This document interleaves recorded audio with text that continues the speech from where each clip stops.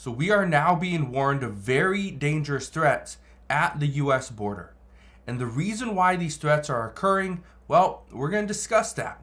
But we're also going to address what the FBI has to say about this. Why they're saying we are now seeing ties to a terrorist organization. Why we are worried because of fentanyl entering into the United States and everything in between. So in today's video, you do not want to miss this. You want to make sure you watch this entire thing because the FBI Director, Christopher Wray, is going to explain exactly what is going on.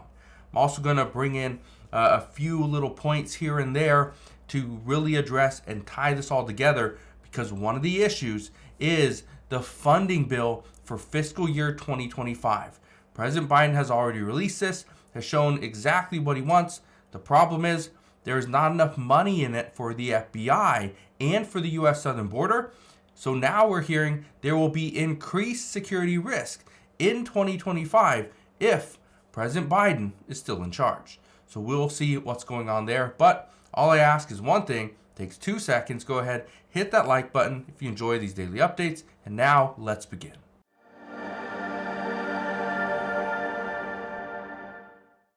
So the United States is in a very serious situation. Number one, we have a somewhat of an open border. This open border is allowing illegal drugs to enter into the United States. It's allowing people to enter into the United States. And it does not look like it's going to get better, because President Biden has already shown exactly what he wants in the next federal budget for fiscal year 2025. And in that bill, there is not enough money to secure the U.S. southern border. But look at this. The FBI Director, Christopher Wray, he's warning of very dangerous threats at the border because of this network right here. That's concerning. But you know what's even more concerning? Well, what he has to say on this entire matter. Let's just listen to this really quick. There is a particular network that has, where some of the overseas facilitators of the smuggling network have ISIS ties that we're very concerned about, and that we've been spending an enormous amount of effort with our partners investigating. So there is a network we're concerned about that has facilitators involved in it that have ties to ISIS and other terrorist organizations. Correct.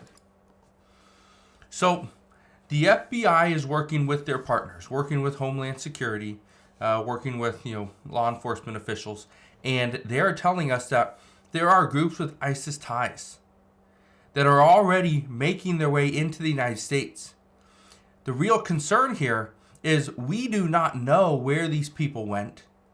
In some cases, and he'll get to this in a moment, but he's going to talk about how when you come into the United States, one of the first things that they ask you to do is they want to know your fingerprints, they want pictures, they want any information from you, but then they're also going to do a DNA sample. The reason why they do a DNA sample is for multiple reasons. If you're ever convicted of a crime later on, right, that will tie you to, okay, you entered at this date, this is your DNA, you're now in the system. So that's one way. Second way, if you ever try to re-enter into the United States and your DNA sample matches, well, there you go. Or, again, DNA ties people together. You look at some of these at-home DNA tests so that you know who's in your family tree, right? Well, guess what? If a terrorist comes in and then their brother, who is not on FBI radar, not on any radar whatsoever, comes in and now they're linked together because of DNA, well, that's where we're getting those ties. So again, it's actually very important, and most people don't realize how important that is. Let's keep listening to what was said. This is a Senate Intelligence Committee.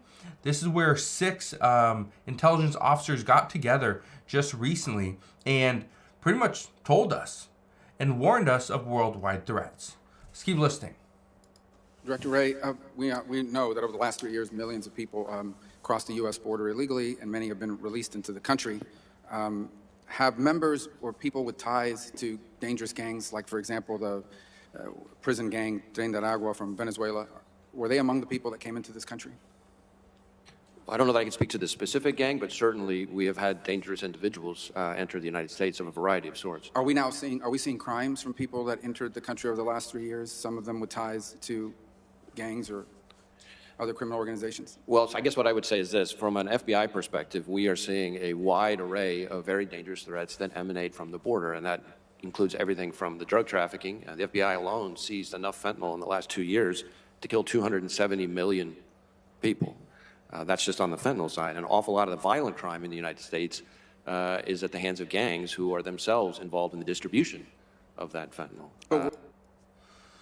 So there's been enough fentanyl found by the FBI alone to take the lives of, 270 million people. That's a lot. One thing that has been brought up by the U.S. Customs and Enforcement is they're saying that they have found enough fentanyl to take the life of every single American. Over 320 million people take their life. That's scary. That is very scary because they are allowing this into the United States. It is coming through. And I brought this up just the other day that there's actually scanners. There's scanners that they use to ensure that fentanyl does not make its way into the United States. But some of these scanners are sitting idle in a warehouse. They're not even put together. So we paid for the scanners, but we have not paid for the construction and putting the scanners together or putting them in certain places on the U.S. southern border. That's concerning. But good news is President Biden did, in his upcoming fiscal year bill, or his budget, he did have some money set aside to put those up. The problem is, some say that could be too little, too late. We need to do it now. Again, it's a troubling situation that we're in, and some say it's not going to get any better, and it will not get better under President Biden. Now, I don't know if that's the case, only time will tell, but based off past history, the Biden administration is not concerned with all these drugs coming in, not concerned with potential terrorists. They're concerned with this upcoming election. That's what they're concerned with. Let's keep listening to this hearing, though. I believe you noted this earlier, but do you share my view that the threat of terrorism associated with unlawful entry through the southern border poses a serious threat to U.S. national security? Yes, I've testified repeatedly that we are concerned about the terrorism implications from potential targeting of vulnerabilities at the border. How would you assess the present level of threat and risk of a terrorist attack in the United States compared to past periods during your tenure? Well, even before October 7th, I would have told this committee that we were at a heightened threat level from a terrorism perspective, in the sense that it's the first time I've seen in a long, long time the threats from homegrown violent extremists, that is jihadist-inspired extremists, domestic violent extremists, foreign terrorist organizations, and state-sponsored terrorist organizations all being elevated at one time. Since October 7th, though, that threat has gone to a whole nother level. And so this is a time, I think, for much greater vigilance than has maybe been called upon of us before October. So he's saying that all these different threat levels, all these different threats have in themselves have been elevated at certain times. But this is the first time in a long time, he said, where every single one of them has been heightened. That's the concern.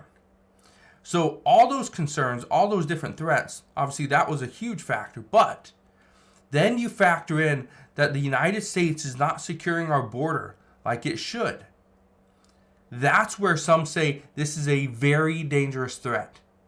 Because if anybody wants to get at the United States, there's multiple ways to do it. Right? Cyber attacks are one. Russia's threatened nuclear attacks and stuff like that. But the other one is to hit us right here on our homeland, on U.S. soil. Well, before, it was much harder to do because it was more difficult to get into the United States. Now, almost anybody can walk right in, and there's not much we can do about it. Let's listen to this. FBI postured to understand the extent of the terrorist threat associated with the southern border? We've been briefed on some specific threats. Do you feel that you know enough to assure us that the FBI is as well across it as you can be, or do you need more resources? Do you feel you're flying blind and not able to define the potential scope and extent of the threat? I think we are working very hard with our partners, but there's no question that we need more resources to combat the threat. I'll just give a concrete example. Through working with DHS, they collect DNA samples, and we provide kits to DHS to collect DNA samples from the people coming across the border that then get sent to the FBI lab. That's part of why we asked for a significant enhancement, because of the sheer increase in people coming across means a sheer increase in the number of samples that need to be collected. That's what helps us identify those people if they're then committing crimes somewhere in the United States, or, as happens all too often, unfortunately, they go back across the border and try to illegally re-enter again. So we need to be able to process those samples quickly. There's a backlog. We asked in the 24 budget for enhancement. Not only did we not get an enhancement, there was a 10% cut to the terrorist screening center. So whatever happened in 24 happened in 24, but I would urge Congress, as we look at fiscal year 25, that we can't double down on those cuts if we're going to be serious about protecting the border. Well, So, like you just said, he ended there with, we can't double down on those cuts if we are serious about protecting the U.S. southern border. Here's the issue. These cuts are going to happen, well, there's going to be more cuts. We know that. Republicans want to ensure that we are paying down our deficit. Can't do that if we do not either increase revenue or decrease our expenses. So they kind of want to do both. Increase a little bit of revenue and decrease expenses. The concern, though, and this is why when President Biden proposed his 2025 fiscal year budget, the concern there is, yes, there are some deficit reduction measures. The concern, though, is some of these measures are going to take out of that budget for the U.S. southern border. Now, I don't know what to expect moving forward, but all I can tell you is that we are going to see some more eyeballs are going to be on the budget.